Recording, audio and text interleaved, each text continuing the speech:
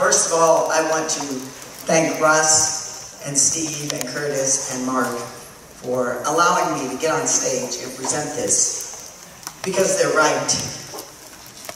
I don't even know if I can present it to you, because it is such a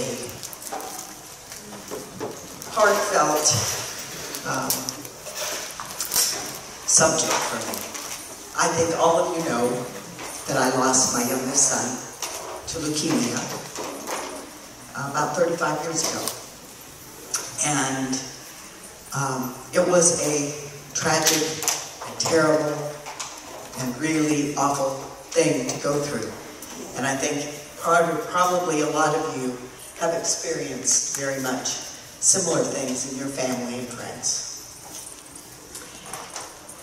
However, there was more to it than just losing my son. That was bad enough and hard enough.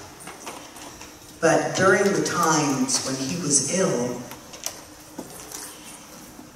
I had a lot of things that I needed in my life. And I was a single mom taking care of 3 teenage boys. And it was really hard. I have 5 sisters, and they're wonderful sisters, and they love me dearly, and they try very hard to help. But there were things that just happened. It was things like my not having the house clean when I came home, because I'd been all day at the hospital, and not being able to fix dinner because I'd spent all day at the hospital. There were things like the lawn wasn't mowed or taken care of, and the neighbors were complaining because my lawn looked awful. And then, very close to the end, when they were trying to save Tony, they asked me to go to Seattle and leave everything behind and go to Seattle to have a bone marrow transplant there. And in that time, he was in the hospital, and I was going to the hospital every day and staying most of the time, most of the night. I think, Freddie, you know that situation, right? During that time, my dog ate my waterbed and completely flooded my bedroom. If I'd had somebody to come walk the dog, I don't think the dog would have been eating my waterbed. I think he'd have been a little happier, right? Then when we had to go to Seattle, we had like 2 days. You need to pack everything, you need to get it, and get on an airplane and get to Seattle. And so my son Chad, and I should introduce you. In the back of the room are my other 2 sons. Chad is my middle son, and Chad is my oldest.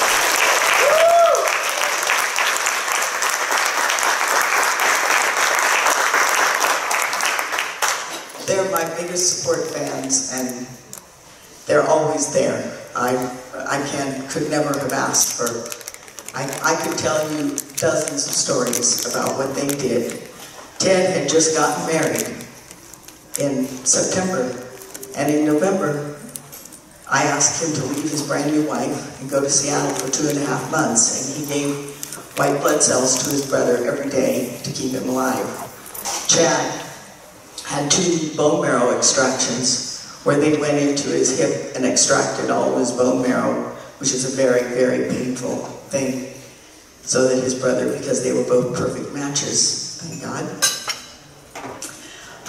Anyhow, we were supposed to leave. Chad was 19 at the time, and he had a bunch of friends, and those friends were more than happy. They loved coming over and helping me pack everything. Of course, I wasn't there. Needless to say, 19-year-old boys, you don't have any idea what they did to the things that I had. They dumped them in boxes. They took my drawers and just turned them upside down in boxes.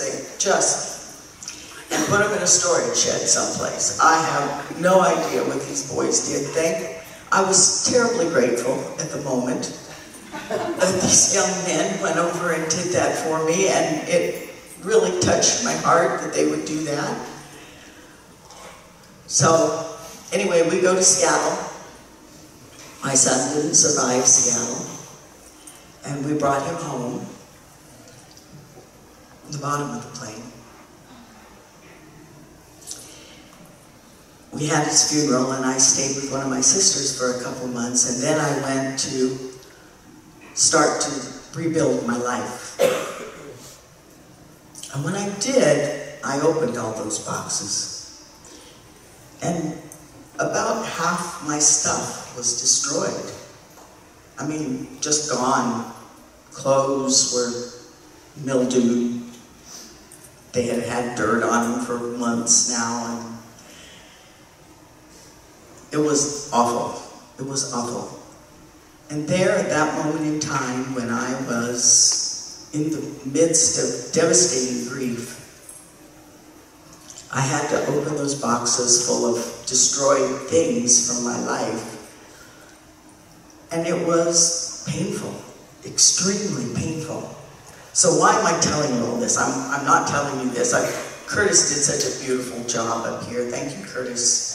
And I'm up here just bringing them down, guys. I don't mean to bring it down, because this is the button I'm wearing. And this is what my charity is about. Because what I know is that people who go through those kinds of things, that all those little things, and that's what it is we want to do for families. I've created a charity that is going to help support families of critically ill children. We're going to do things like mow lawns, fix meals, clean houses, things that if they have to move, they have to go, we want to help them pack up with a professional mover. So when they come home and they try to put their lives back together, things are better. You see, people who are in that situation, they need hope that things are going to get better. That life is going to get better. This isn't everything that there is. It's life has people like you. And I knew that there was one group of people that had the biggest hearts and the most love and were willing to work out. We're calling it the Hearts of Hope Network. And that network is simply going to be taking the Hearts of Hope Network. We're going to create a network of people all around the country who, when I know a critically ill child that is in Minnesota, I can call people in Minnesota and say, do you know someone who will go mow these people's lawns? Do you know someone who will volunteer to go clean their house? Do you know someone who will go walk their dog? Just so that animals can be taken care of and they don't have to worry about that. Because I can tell you, you don't worry about animals when your child's laying sick in a hospital. Do you know someone who will go and take the kids to a sports event? Because people who have other children and have critically ill children, what happens to those other children? Those other children feel left behind. I know that my sons were there for their brother, but I also know that their mom wasn't there for them. I wasn't helping Ted build his new family, his new relationship, giving him advice on his new mom. What was I doing? I was sitting beside the bed of his brother. Did he care? No, he didn't. But someone needs to help support those other kids in the family. They don't want to leave them alone. And actually, Deanna, I think it was you that gave me one of these ideas that sparked this, because I read about Cammie and her bag that she took home to her siblings and how thrilled she was that she got to take it home to her siblings. And I thought, that's so true, because I did have other kids. And I know that you spend a lot of time taking care of your little girl and you worry about your other two. And that's what it is we want this charity to do. So what can you do? Well, there's many ways. There's 4 ways for you to help.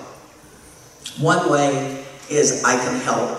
And that's simply saying I'm willing to be someone you can reach out to and help if you find a critically critically ill child in my area.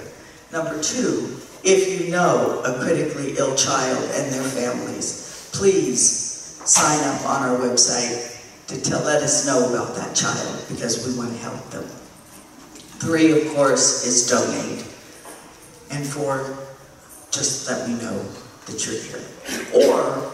Or we're going to put up a little page where you can actually send good wishes and prayers and love and hugs to people who have critically ill children. Just saying, hey, I'm out here, I'm thinking about you today, hope your day is a good day today. Because again, this is about hope. This is about knowing that the world cares about you when you are in a very dark, dark place. So that's really all I have, and I really appreciate it. We have a brochure. Oh, the people just left. What? Oh, they got them. How'd you guys get them already? That picture on the back is me dancing with my youngest son, Tony, at Ted's wedding. So I thought it was an appropriate picture.